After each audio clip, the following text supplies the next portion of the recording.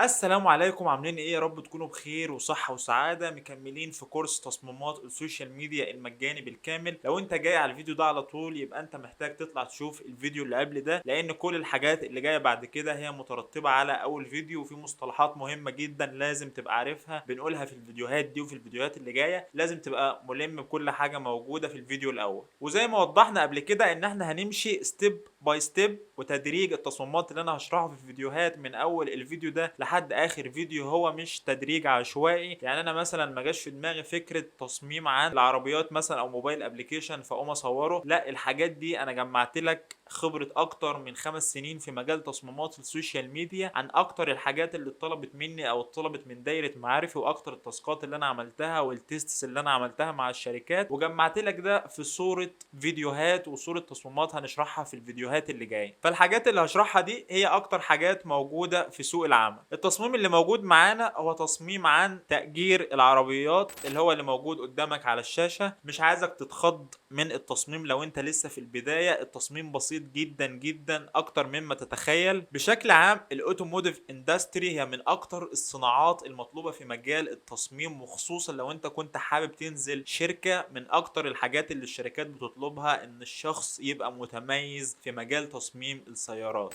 فكل اللي انا طالبه منك ان انت تطبق على الفيديو وتبعت لي. هسيب لك لينكات السوشيال ميديا تحت في وصف الفيديو، وزي ما اتفقنا هتعمل تو فيرجن من التاسك او الفيديو او التصميم اللي انا بعمله. اول فيرجن هتطبق زي ما انا عملت الفيديو بالظبط. تاني فيرجن ان انت هتعمل حاجة قريبة او مختلفة وهتسيبها عشان هنحتاجها في الاخر نضيفها ونظبط بيها البورتفوليو بتاعنا، لان العملاء والشركات بقوا فاهمين ايه هو التوتوريال وايه هو الشغل بتاعك، وعارفين ان انت لما تبقى عامل الحاجه دي بتبقى عاملها تطبيق على درس. فعشان كده بقول لك اعمل حاجه مختلفه عن الفيديو اللي انا هشرحه. يعني انا مثلا الفيديو ده عن تأجير العربيات، اعمل انت فيديو عن العربيات بشكل عام، او ايجنسي بتبيع عربيات. خد نفس الكونسبت، اعمل فكره مختلفه او اعمل فكره قريبه. وفي نهايه الكورس اللي هيفرق بين شخص والتاني الشخص اللي اشتغل على نفسه اكتر هتبقى فرصته اكبر. يعني مثلا في حد هيشوف الفيديو ده ويطبق يعمل فيرجن وخلاص هينفض، في حد هيعمل فيرجن ويعمل الفيرجن التاني زي ما انا عملت وده كويس جدا. في حد هيقول انا هعمل كامبين مثلا 3 تصميمات ل5 تصميمات بنفس المود بنفس الدايركشن. في حد تاني مثلا هيقول انا هعمل كاروسل عن الموضوع. في حد تاني هيقول انا هعمل كاروسل وجريد. في حد هيقول انا هعمل كامبين كامله 5 تصميمات. كل الحاجات اللي انت هتبذل فيها مجهود في الاول دي هيبقى العائد بتاعها في الاخر في فرصتك ان انت تعمل بورتفوليو قوي وتجيب عملاء. فكل ما اشتغلت على نفسك واجتهدت كل ما كانت فرصتك في الاخر احسن، وان ربنا عمره ما هيضيع تعبك ده. فمن غير كلام كتير يلا بينا نخش في الفيديو. لو جيت شفت البريف اللي عندي اللي هبدأ ان انا منه اطلع العناصر في التصميم عندي، هلاقي اول حاجة عندي اسمها الاوبجكتيف. يعني ايه هو الغرض من التصميم اللي انا هعمله؟ فهو هنا بيقولك ان هم عايزين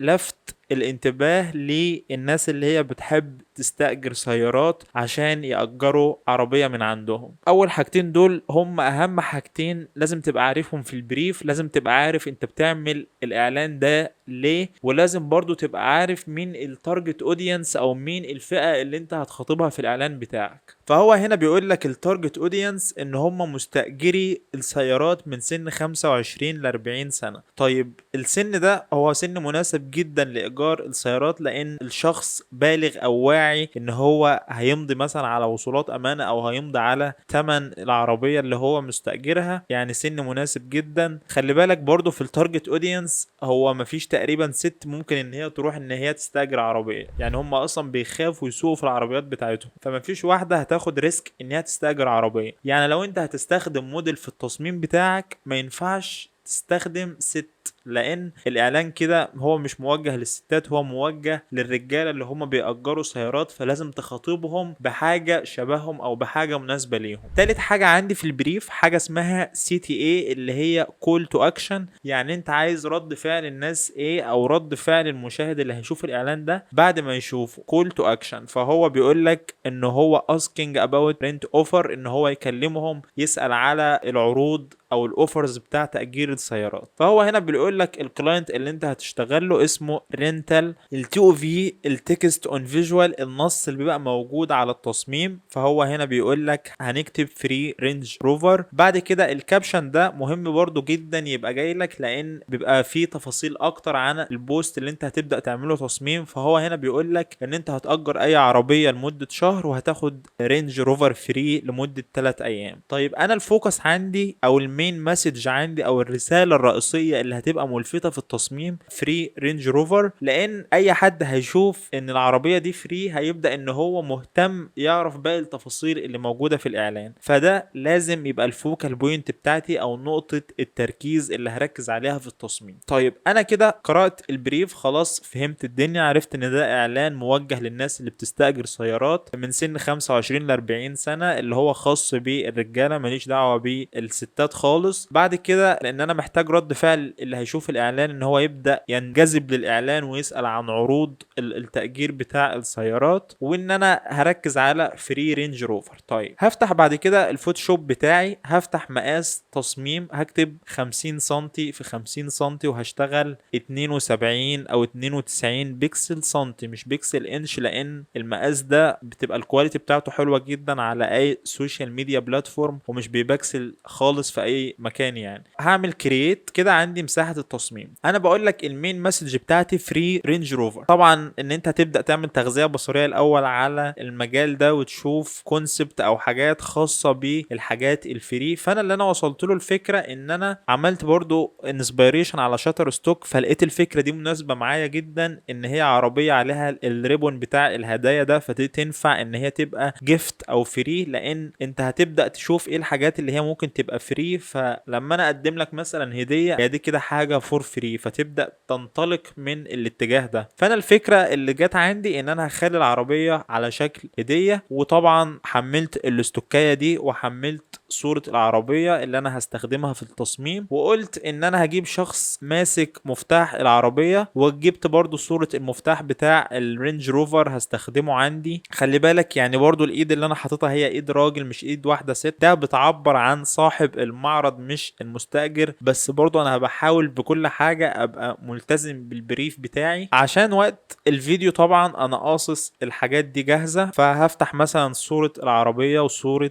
الهدية او الريبون بتاع الهدية، هبدأ اسحب العربية عندي في التصميم بالشكل ده، وهصغرها، هضغط على الت عشان اصغرها بنفس نسبة الطول والعرض. بعد كده هسحب الريبون ده عندي وهصغره برضو كده، وعشان اعكسه هعمل له فليب هوريزونتال عشان اخليه الاتجاه ده، واظبطه كده يبقى على السقف مظبوط، والجزء اللي هو هنا ده برضو يبقى مظبوط عندي. خلينا احط الاساس بتاع التصميم في الاول. هختار باك جراوند سوليد كولر، مش هنشتغل حاجة دمج دلوقتي عشان الدنيا تبقى اسهل. هشوف مثلا لون مناسب مع الاورنج، ممكن اختار اللبني كده، وممكن اعمل لير على الباك جراوند واختار البرش السوفت خالص باللون الابيض، واعمل كده جزء اضاءة في النص. هقفل اللير دي وهنزل دول مثلا تحت كده. بعد كده هجيب الايد اللي هي ماسكة المفتاح، هسحب مثلا الايد دي احطها في التصميم عندي، وهاخد المفتاح ده احطه برضو عندي في التصميم هنا كده.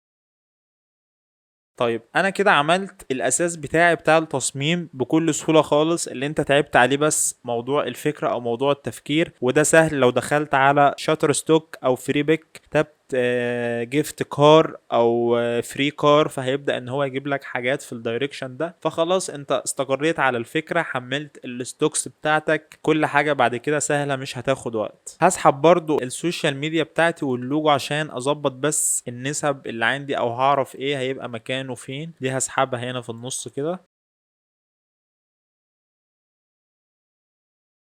خلينا اعمل دي convert to smart object. بعد كده هفصل الجزء ده لوحده عشان احركه براحتي، فهعمل دي ريسترايز، وهختار السلكت، وهخلي دي layer cut واظبطها براحتي عشان تبقى ماشية مع العربية. همسح بقى بالاستيكة الجزء ده، يعني مش محتاجه، اخليها بس نهايتها مع نهاية العربية بالشكل ده. بعد كده الجزء بتاع المراية ده هخلي الريبون وراه بالشكل ده، فهحدد الجزء بتاع المراية وهعمل له ماسك، وهضغط كنترول عشان اعكس الماسك بالشكل ده. هبدأ اظبط شوية في الوان العربية لانها محتاجة تظبيط من مثلا الكيرفز كده هفتحها شوية، والريبون ده من هيو ساتوريشن هحاول اخلي درجته قريبة اكتر للعربية كده، بدل ما هو احمر يبقى اورنج اكتر بالشكل ده. هاجي بعد كده اعمل لاير جديدة فوق العربية، هغمق بقى الجزء اللي هو الريبون ده المفروض تبقى محطوط عليه اللي هو عندي هنا ده، لان هي المفروض هتبقى رامية شادو، فالجزء ده هيبقى مش واصل له اضاءة كده. بعد كده الجزء ده عندي برضو مش هيبقى بنفس تون الاضاءة، فهغمقه كده من الليفلز، وهعمل لير جديدة على الجزء ده، وهبدأ ان انا اغمقه كده من تحت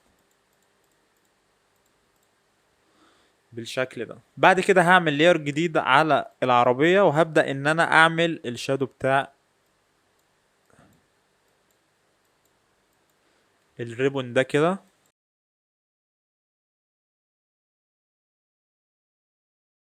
واقلل الاوبست بتاعها شوية، وممكن اديها جزء جوزن بلور بالشكل ده.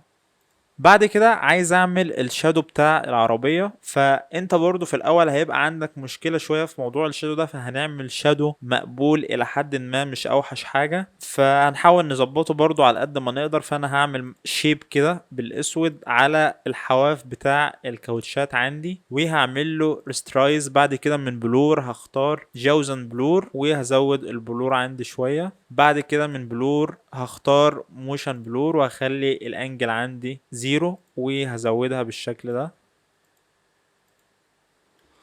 وهخفف الاوباستي بتاعها شوية. بعد كده هعمل لاير تانية، احاول ان انا اظبط فيها الشادو برضو. هي الشادو بتاع العربية بيبقى كذا طبقة فوق بعض، فمن جيسيان بلور برضو هظبط الشادو بتاعي، وخليني امسحه بالاستيكه الناعمه خالص، الجزء اللي فوق ده جاي زياده. بعد كده هعمل لير جديده، وهختار البرش اللي هي السوفت دي، وهكبرها عندي شويه. بعد كده هسحبها من هنا كده، ارفعها خالص عندي عشان اعمل جزء كده نتيجه تلامس الكاوتش مع الارض كده. وهعمل برضو عندي هنا، وهعمل هنا كده. بالنسبة لي الشادو كحد لسه بادئ فهو حلو جدا، تمام، ما عنديش فيه مشكلة. هاجي على الجزء بتاع العربية، همسح الجزء الخاص بالرقم ده لان مش مريح للعين كده، تمام زي الفل. بعد كده هظهر الجزء بتاع الايد والمفاتيح. عايز انا المفتاح يبقى اكنه متعلق هنا، لان انا لو جيت قلبته كده الكلمة اللي عندي هنا اتعكست. فخليني مثلا احدد الجزء بتاع العليقة ده وافصله، هعمل كات، مش محتاج احطه اصلا، خلاص هشيله. هعتمد اللي هي العليقة اللي فوق دي، ممكن بس امسح من مفتاح الجزء بتاع الصبع ده عشان يبان ان هو عليه كده. هعمل لير ماسك على الجزء بتاع المفتاح، هبدأ ان انا اغمقه من هنا شوية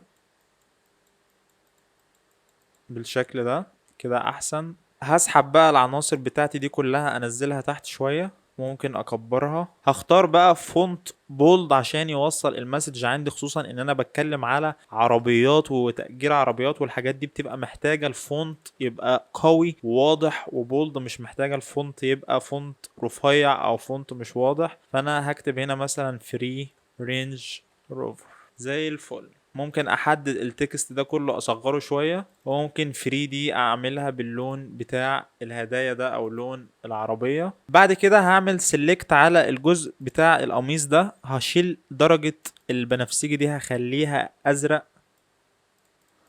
احدد عليها عشان تماتش مع الخلفية عندي، مش عايز زحمة الوان. وعايزك تتعود ان التصميمات بتاعتك تبقى الوانها هادية خالص، ما يبقاش فيه الوان كتير. يعني تقريبا هي الباك جراوند لون العربية، ولون الريبون نفس لون العربية، وهخلي القميص نفس لون الباك جراوند. فتقريبا احنا معانا لونين بس شغالين عليهم، والابيض والاسود كده كده اساسي معايا في كل حاجة. يعني كده الدنيا اهدى. عايز بقى تزود الشغل اكتر، ممكن تفتح موك اب بتاع مثلا علم من ده. وبالمناسبة الاعلام دي برضو بتبقى موجودة في الايجنسي بتاع شراء العربيات وكده، فهي مناسبة عندي لو استخدمتها. ممكن مثلا استخدم الموك اب ده في ان انا ممكن اختار مثلا الباك جراوند دي واعملها عندي هنا، وهخليني اخد نفس التكست ده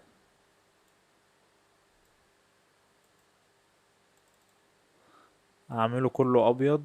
ممكن اكبر 3 دي واسحب رينج روفر اخليها تحتها، لان زي ما انا قلت لك الفوكس عندي على موضوع الفري، واعمل كنترول اس عشان يسيف الموقع عندي. فهدمج كل دول واسحبهم احطهم عندي هنا. ممكن مثلا تحط ورا خالص وتصغره كده، يزود برضو الفراغ اللي هو في الجزء اللي على الشمال ده. زي الفل، ممتاز جدا. طيب اجي بقى هدي بعض التأثيرات اللي تحسن لي التصميم عندي على الجزء بتاع الايد. فهعمل color لوك اب على الايد وهضغط هنا اخليها ماسك، وهختار في ماسك اسمه فوج نايت، وهخلي المود بتاعه ليمونستي واقلل الاوباستي بتاعه شوية، فهديني التأثير اللي انت شايفه ده كنوع من انواع الريتاتش للايد. وبكده نكون عملنا تصميم بسيط جدا، التنفيذ بتاعه سهل خالص، ما فيهوش اي مشكله. كان المجهود والتعب الاكبر على الفكره، وطالما وصلت للفكره خلاص عملت تصميم وصل المسج بتاعته بطريقه مظبوطه، استهدفت التارجت اودينس بتاعي بطريقه مظبوطه، كنت ماشي مع الاوبجيكتيف تمام. من الاخر كنت اون بريف مش اوت اوف بريف، يعني التزمت بالبريف اللي جاي لي، ودي اهم حاجه عايزك ان هي تتعود عليها. عشان كده انا في كل تصميم او في كل فيديو هقدمه لازم هوريك ده مثال عملي على البريف، عشان برضو عينك تتعود ازاي شكل البريف بقى موجود، ايه العناصر اللي موجودة فيه، ايه اهم الحاجات اللي انت لازم تركز عليها. في حاجات ممكن تتغاضى عنها او ما تبقاش مهمة قوي، بس اهم حاجة توصل الرسالة بتاعتك صح، وهو ده الهدف من التصميم على السوشيال ميديا، ان انت توصل مسج معينة بطريقة صح. اتمنى يكون عجبك الفيديو واستفدت. ما تنساش تعمل اشتراك للقناة لو انت ما كنتش مشترك، وما تنساش تشير الفيديو مع اي حد حابب ان هو يدخل مجال تصميمات السوشيال ميديا، لان السلسلة دي ان شاء الله هتكون سلسلة قوية جدا، وهتبقى كفيلة بعد ما تخلص ان انت تبدأ تدخل سوق العمل. وهنتكلم في الاخر عن ازاي نعمل بورتفوليو قوي، وازاي نقدر نماركت لنفسنا ونجيب عدد من العملاء لشغلنا كويس جدا. واشوفكم في فيديوهات جاية. سلام.